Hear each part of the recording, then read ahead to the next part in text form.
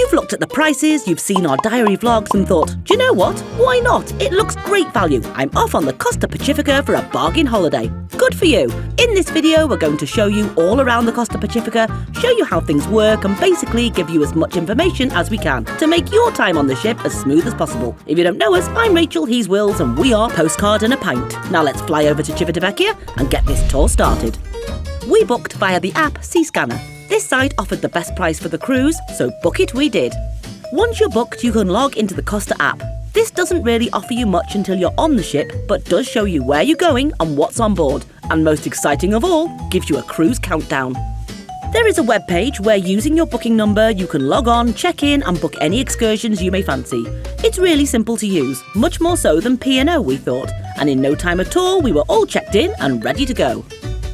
Boarding was very simple. We dropped off the bags, then went into the main terminal, picked up a boarding number, showed our documents and answered a few questions, and we were on. The whole process was really well organised and took no more than 20 minutes. Methinks an Aperol Spritz is in order. Cheers. As Costa have people embarking and disembarking every day, boat drill is something you'll see taking place every evening. We watched the safety video in our cabin and then reported to our muster station with our life jackets. And that was it. We're ready to sail. Right, on to everyone's favourite part of a cruise, food. Even though Pacifica is a medium-sized ship, there is still lots to choose from. Let's start with your all-included dining options. As you check in, you'll be assigned an evening mealtime and a dining room. The two main dining rooms are called My Way and New York, New York.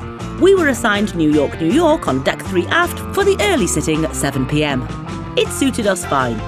Every day the menus appear on your app, so you can decide way in advance what you'd like. There is always a starter, a pasta course, a main and a dessert.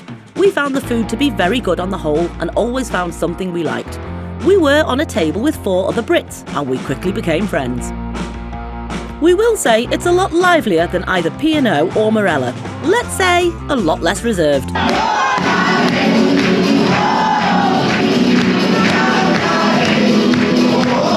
But we enjoyed it. The buffet is located on deck 9. It's really light and airy and we did enjoy the food here. The buffet is open for breakfast, lunch and dinner and we never found it too crowded and always got a seat. One slight negative was that some of the main dishes weren't hot, just warm. This may be an Italian thing, but if you like your food piping hot, do be wary of this. Some days they extend the buffet poolside, which always has a party atmosphere. One last one before we move on to specialty dining. This is Salty Beach Street Food on deck 9. This one does all your burgers, hot dogs and fast food. Very randomly, this one is included by day, but incurs a payment by night. Most bizarre. Right, next on to specialty dining. It's hard to believe that pizza is not included on an Italian ship, but it's not. To get pizza, you need to book Restaurant Pomodoro on deck 10. This is an Italian restaurant with plenty of pizza and pasta. A simple pizza starts at about €5, so it's not expensive. The pizza was delicious, and so was the tiramisu. The most exclusive restaurant on board is the Archipelago restaurant on deck 3. This offers a tasting menu designed by Michelin star chefs. We didn't eat here. Come on, we're on a budget, but have heard it's excellent. Although it may not be the best choice for you if you don't like seafood. Our favourite speciality dining on this cruise was the teppanyaki. This is located on deck 5 and is not only a fantastic meal, but quite an experience.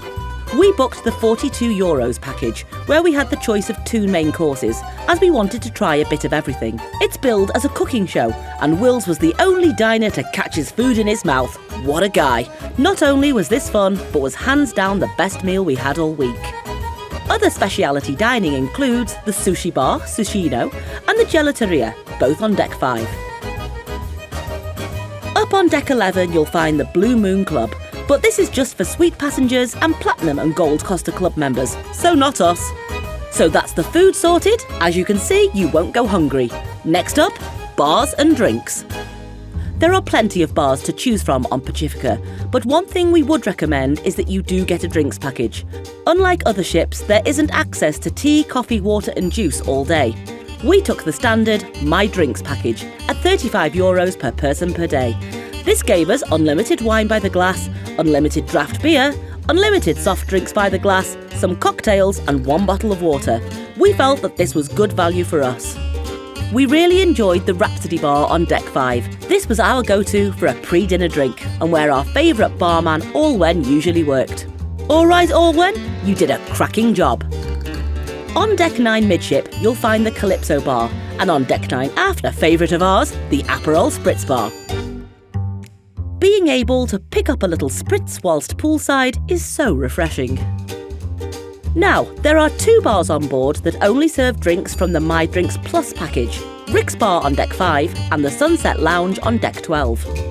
An easy fix for this is to grab your drinks in another bar and then drink them in the bar you want to.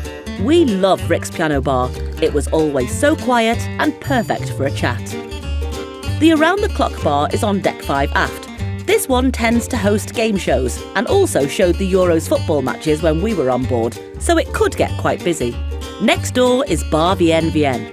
The whole of Pacifica has a music theme, and this bar is no exception. We always found this bar really quiet too.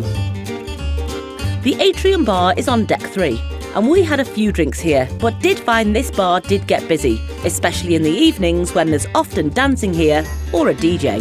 Cheers! As we've said, the Sunset Lounge serves only My Drinks Plus drinks. As this bar isn't really close to any others, it was more often than not empty, which is a shame as it's the only open-air bar with a view. On Deck 4 you'll find Disco Fever, a nightclub. We never ever saw this space open, but as we do like an early night, maybe we were in bed when the party kicked off. So that's drinks. Now let's talk about entertainment.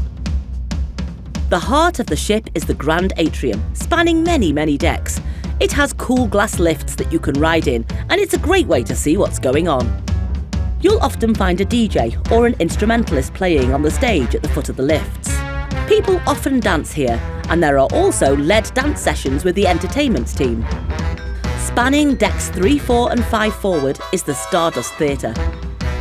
This is such a grand theatre, and we thoroughly enjoyed the entertainment programme. The production shows were quite old school, but the singing and dancing was excellent, and we found them very entertaining. Our favourite show was the Italian-themed show Sapori d'Italia, especially the football section. We also saw winners of India's Got Talent, the Illuminati dance crew. That was a fun show. Seasons of Love was performed by an incredible aerial duo who kept the audience captivated throughout with their story. Then there was a Freddie Mercury tribute act. He didn't look like Freddie, but he could certainly hit all the notes. Our cruise director was incredible and fluent in about 6 languages. Evening entertainment in the Rhapsody Lounge was a house band and lots of dancing. One night there was even an ABBA night here. Now Costa Cruise Lines do like a deck party. On White Night, where the dress code is white, there was a silent disco. This was really well done, very well attended, and the guests danced the night away. We filmed it, then went to bed. Another deck party was the Jungle Party, and they really went to town on the decorations on deck. This party also had sections performed by the show team too. It was a very lavish evening, complete with a midnight buffet. A calmer event on deck was the Sea of Stars. The captain turned out the ship's lights for a while whilst we all stargazed. So as you can see, your evenings can be as wild or as calm as you like. Don't worry, there's plenty to do by day 2, like... Now we're going to try our hand at a music quiz, Costa style.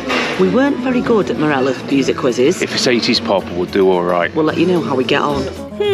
Well, we can't spell Adele, and as it caters to all of Europe, we were rubbish and did not win the Costa Cruise Cap.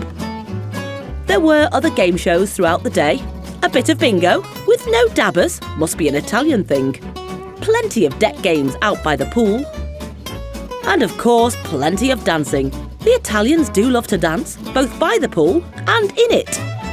Another great feature on Pacifica was the water slide. Sadly, we only saw this open on the sea day, although there were plenty of times it could have been open on early sailaways. We didn't use the pools on Pacifica, as whenever we fancied a swim, they were packed, but it is possible to find them empty, just not often.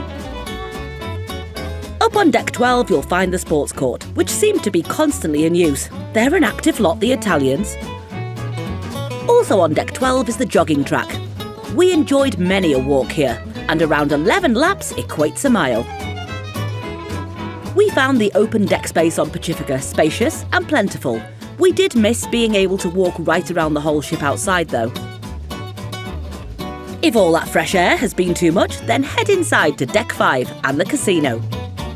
We're not casino users, but it seemed well equipped and there was always some promotion or tournament being run. Moving on. This is such a fast-paced tour, it's now time for a little rest and relaxation. And where better to find this than in the Sole Mio Spa? For the size of the ship, the spa is huge. It spans decks 11 and 12 and has all the facilities you could need. Again, we didn't book any treatments, but we did enjoy our tour around and would certainly have booked in if the cruise had had another sea day. The shops are located on Deck 5 of Pacifica. To be honest, this isn't the ship for you if you want great shopping. There are the usual designer clothes, handbags, watches and perfume, but not a lot else. The Costa shop is supposed to stock necessities.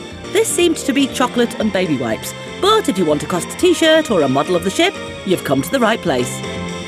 There's no colour coding on this ship to tell you where you are, but you will find the deck number within the carpet outside the lifts.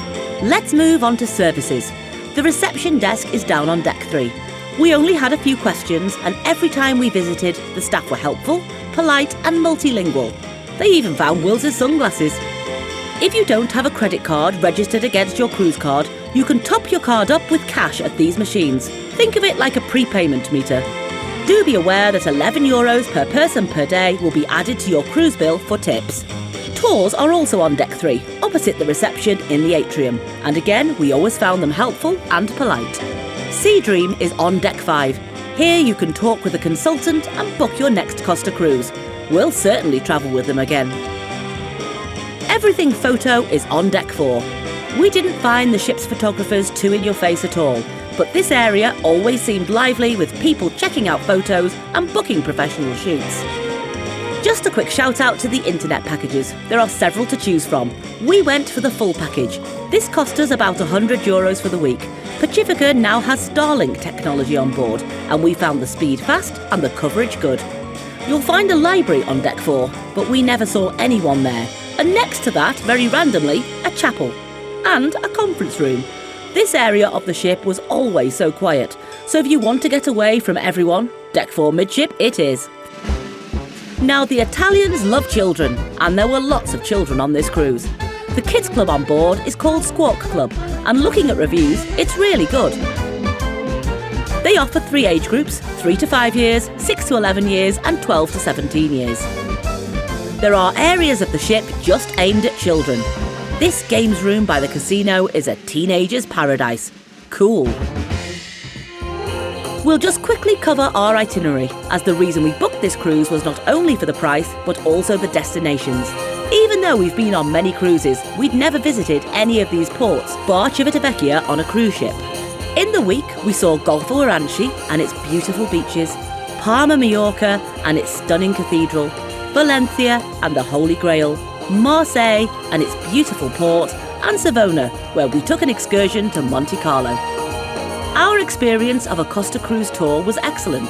It was well priced, well organised, and we felt that we had plenty of time to explore in each area of Monaco we visited. It's a thumbs up from us.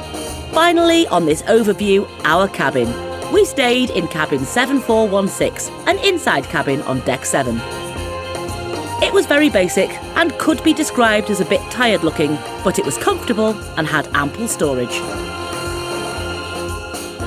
We had a fridge, but didn't touch the drinks inside. There's a hairdryer and 4 USB sockets at one side of the bed. OK, so the bathroom's a bit avocado, but we always had hot water and found the cabin immaculately clean. So there she is, the Costa Pacifica in all her glory. We'd describe her as vintage in an old Las Vegas kind of way. If you want magnolia, beige and clean lines, she's not for you. If you want fine dining in a refined setting, she's not for you either. If you don't like or want to see children, then book with another line. Costa isn't for you. But if you want a good value holiday to some different ports with the option to party with the masses or grab a quiet drink for 2, book yourself on today. You won't be disappointed. As always, we did as much research as we could before we travelled. We didn't find any videos in English about this ship, but we did pick up some Costa tips and tricks from other channels on other Costa ships. Knowledge is always king when you travel. If you have a good idea of what to expect before you go, you're far more likely to have a great holiday. We've been Postcard and a Pint. Arrivederci and enjoy your Costa cruise.